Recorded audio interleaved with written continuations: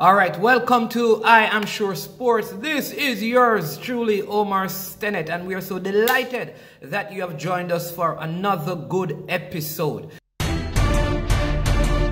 Right, our lasting people are saying that they are sure that the Tampa Bay Buccaneers are going to win. Listen, I'm going to bring my humble pie for the next episode.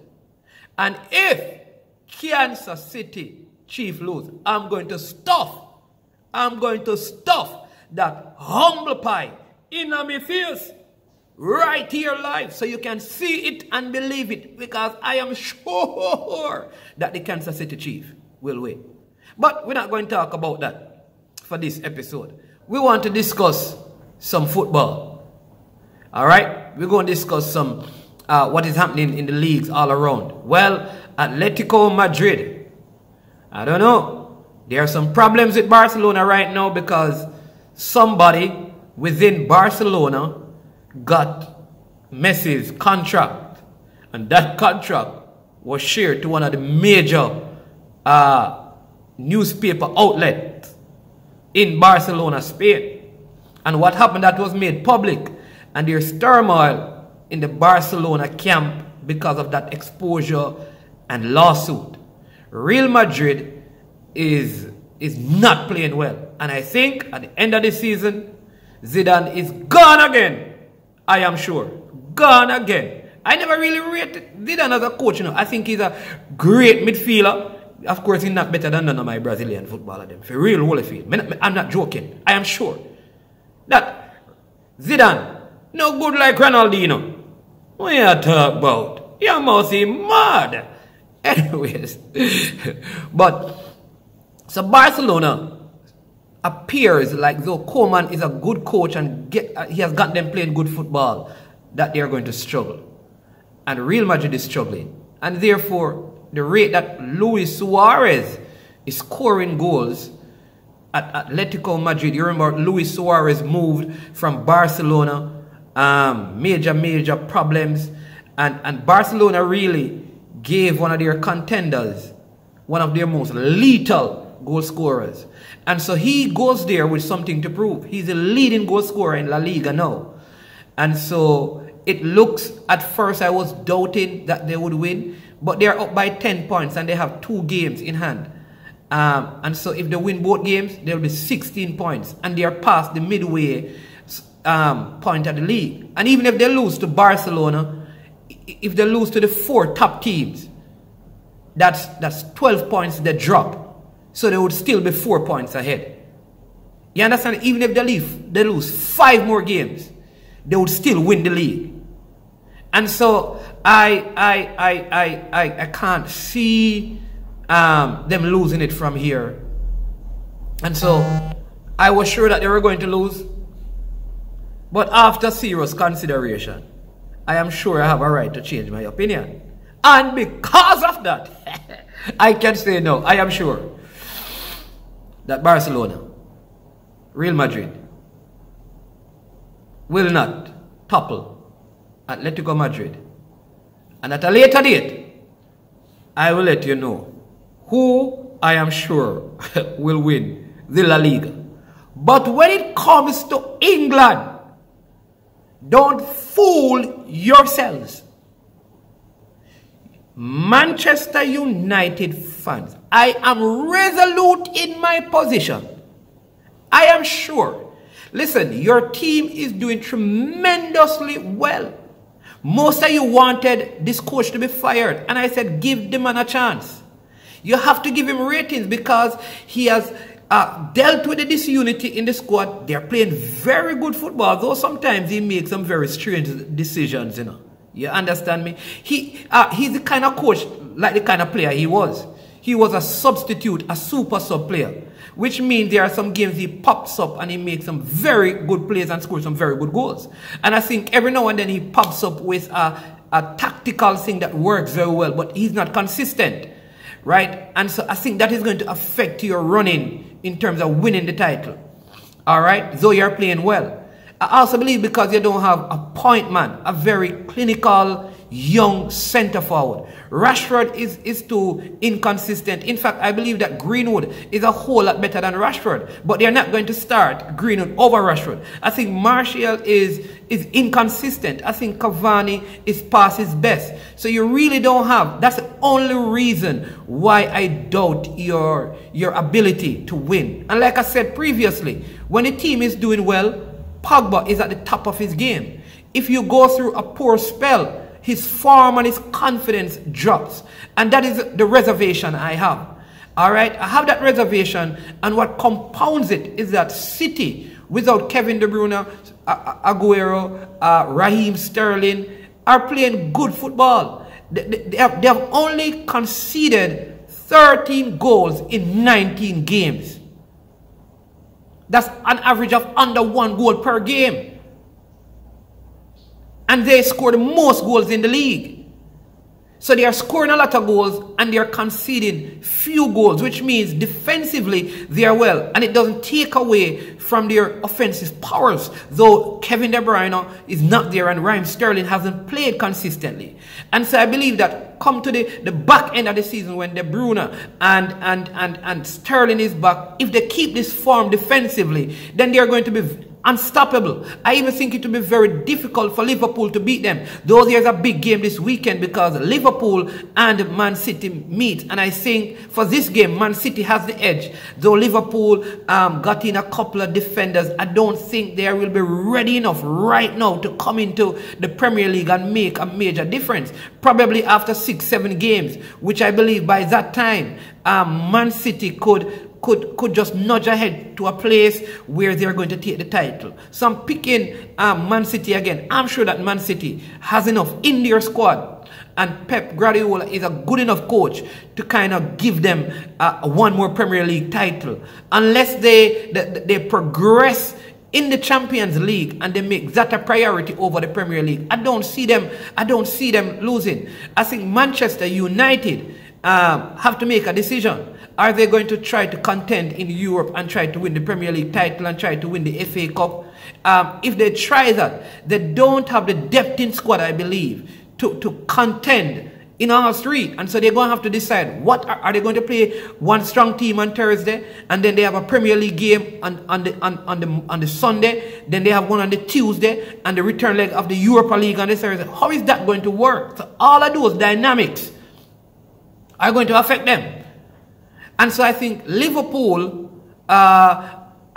when their players come back, with the exception of Van Dijk, because they have purchased these two players, I think it gives them a better chance of finishing second.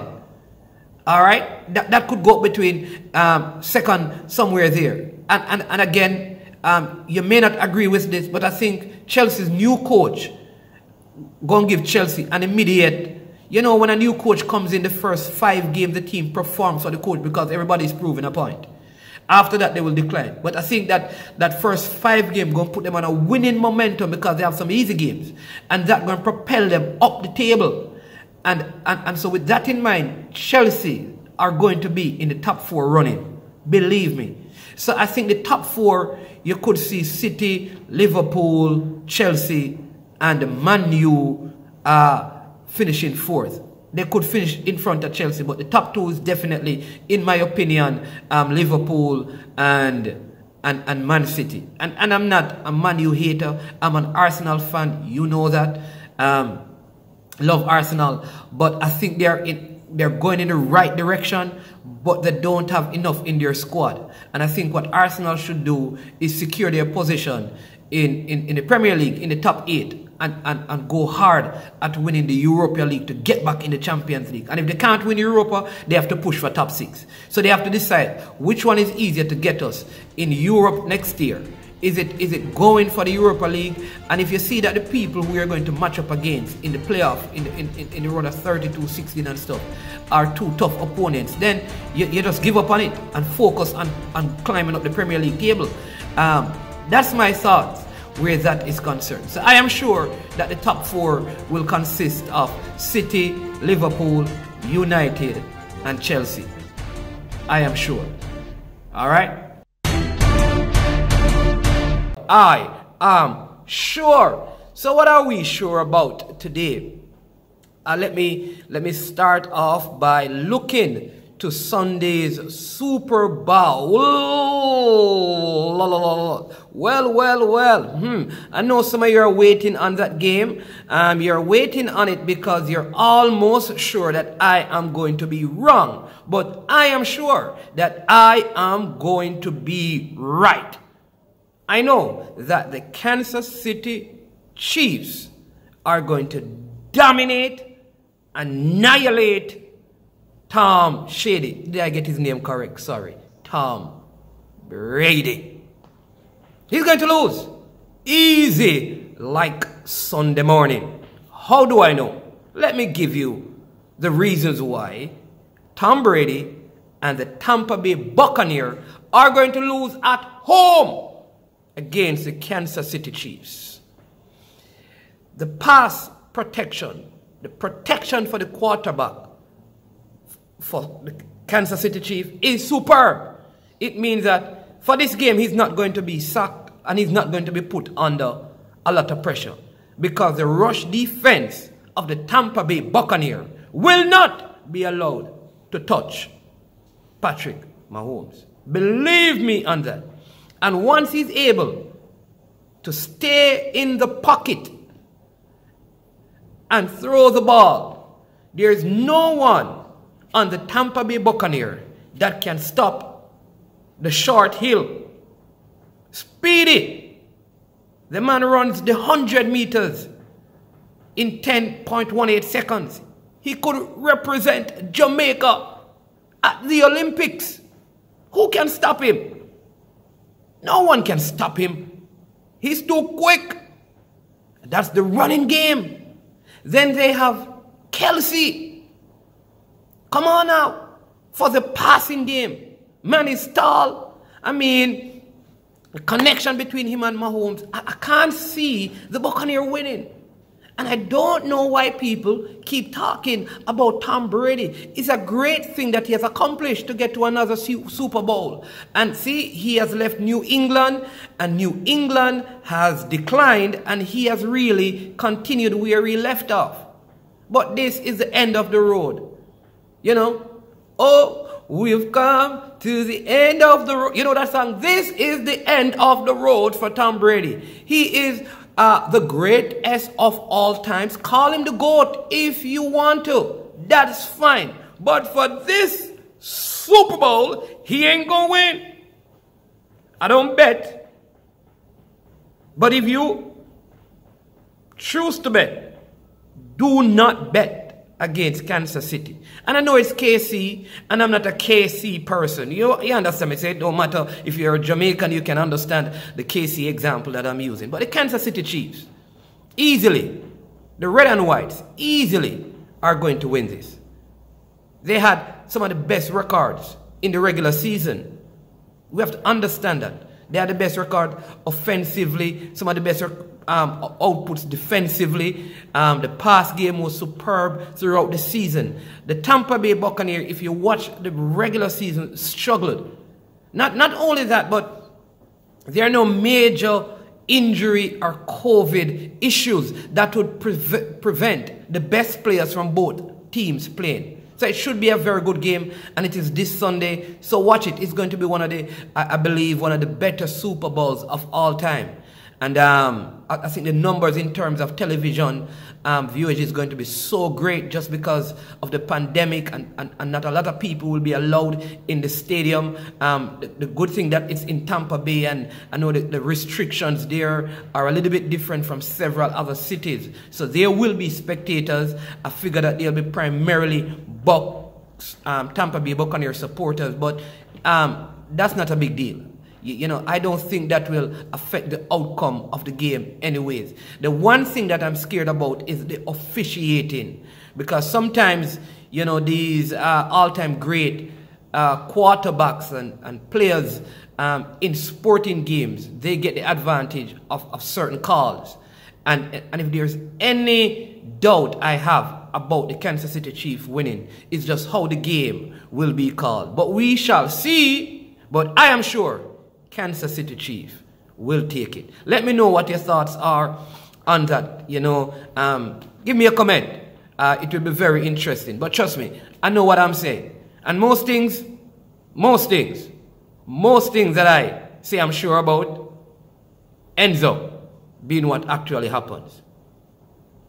We also want to talk a little bit about the West Indies cricket team out there in Bangladesh. Yes, the first test starts on Tuesday, Caribbean time. Tuesday morning early, Caribbean time. Truthfully, I think the bowlers that we have will give a good account of themselves. You know, we have Shannon Gabriel, who is one of the senior bowlers. We also have Kemar Roach, who is one of our better bowlers. Though these guys, they don't have good figures overseas. The best bowling is really in the Caribbean, and the pitches, as you know, in places like Bangladesh and India, Pakistan, Sri Lanka, they are very flat pitches. But I do believe that they will cause a couple of challenges for the Bangladeshis. So I expect our bowling to really hold out in this. The thing that I'm concerned about is our batting, because I believe the best batsman we have at playing spin opted not to go on the tour. I know Blackwood did well, Jermaine Blackwood, that is, on the last tour that we had. He did well in England, he did well in New Zealand. The struggle I have, though, or what I think he's going to struggle with, is the amount of spin. The Bangladeshis are known for playing just one pace bowler in a test match and 4 spinners. And so that's going to be a full diet of spin for the series and for the test matches. There are only 2 tests, and I think if we can draw both games, that would be very good. If we can manage to win one and it ends 1-1, that would be good. If we win, that would be good for these players, because I believe that if this crop of players go to Bangladesh and win or tie this series, then a lot of the guys who opted to stay, with a few exceptions, should not be re-included in the West Indies side. That's my personal opinion, because a lot of them who opted not to go to Bangladesh are now playing in the Abu Dhabi T10 tournament, right? I don't get it. As I said before, that one who decided to stay contracted the COVID, while the players over there in the bubble in Bangladesh are doing well. And so the reason and the excuses are looking very, very lame. And what will kill off those excuses is if these guys in Bangladesh perform well in the test series, right? We almost didn't expect to lose. I want people to remember that the last time we lost to Bangladesh, in Bangladesh, Craig Brathwaite was the captain and were defeated too. The other time that we lost in Bangladesh, Brian Lara was the captain of that West Indies side, and they defeated us 2-0. So, I mean, and he was in that team. I think that was the first time Bangladesh had ever defeated the West Indies. So when you look at those things, at home, most test nations are doing well. And so my optimism is that we'll come out of this with a tied series, and I think that would argue well for these players. I'm really hoping that an Nkrumah Bonner, John Campbell can make some runs. They have this new guy, Shane Mosley, from Barbados. If he can make some runs, that would be good for him. I know Jimbo is Rakeem Cornwall. He's the heaviest cricketer in Test cricket right now. The man is like 6'6". I mean, his weight is not on the scale. That's how big he is. But he looked like he has shed some pounds, and he's still big. You know what I mean? I'm hoping that he can do some stuff with the ball. And if he can make a couple of half centuries, that would be good for him. He can cement his place in this West Indies team. Joshua Da Silva, the young wicketkeeper, could also cement his place in this West Indies team. He showed up well in New Zealand as you know, our previous Shane Dorridge was really struggling. And so he has an opportunity. And you have to see that sometimes crises create opportunities, and you have to maximize those times. Of that, I am sure, right? And you know, I want to close, and so that's some cricket stuff that I want you to know. So I am sure. What am I sure about? This is I am sure sport. But when it comes on to the West Indies thing, I am not sure. I am sure though that we will not win the series. I am sure. I am sure that we will not win the series, but I'm sure that we will give a good account of ourselves. How does that sound? Does that sound like I am sure? Because I'm not even sure if I can be sure about anything concerning West Indies. Can you? Can you really be sure about anything concerning West Indies? I want to touch now briefly on this video VAR. They call it video assistant referee. And I'm upset. I am sure that this is not no video assistant referee because it's not assisting the referees. I call it VAR is very atrocious refereeing. I'm upset. I don't know what has gone wrong with the people in England. The English are trying to destroy football with this very atrocious refereeing that they call VAR. It is assisting the referee to steal. You're watching the Premier League games. A man is clearly offside. And the goal is given. And after the goal is given, they don't replay the game. You know what they did? They changed the rule. That's the Aston Villa Man City game. Go back to the Tottenham game earlier in the season. Man heads the ball. The defender's back is turned, the ball touches his hand. They give the penalty. And they go to the very atrocious refereeing. When they went there, you know what they decided to do? Here's what they decided to do. Change the rule. Recently you saw the David Luiz incident in the Arsenal versus Wolverhampton Wanderers game. And David Luiz is running away. He's a defender and he's running away from the attacker. The attacker is running to score. The attacker, the studs of the attacker touches David Luiz's knee as he's trying to make an escape from a red card. David Luiz is trying to run away from a red card. The attacker's studs touch David Luiz's knee. The referee gives a penalty. And I'm saying, okay, give the penalty. Then he turns around and gives David Luiz a red card and said that is the letter of the law. What about the spirit of the law? Very atrocious refereeing, VAR. What about the spirit of the law? The man did not even go and look at the VAR cameras. It is robbery and it needs to be taken out of football. I am sure. And you know what? You're laughing now because it don't affect your team yet. You wait. I am sure that your outcry will be greater than mine when if you won the game, you'd have won the championship. But very atrocious referee in VAR made a bad call.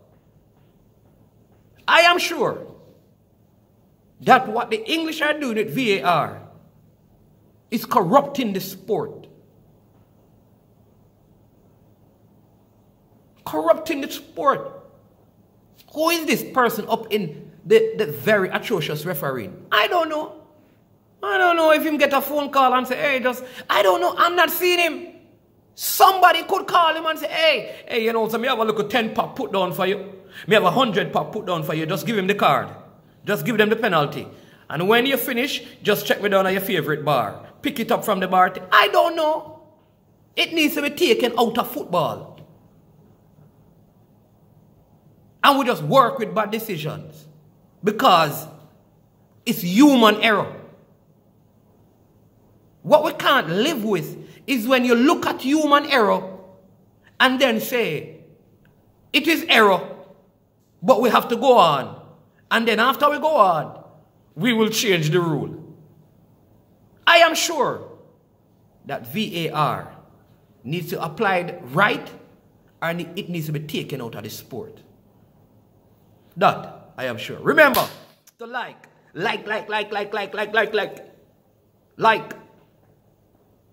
subscribe, follow, and share.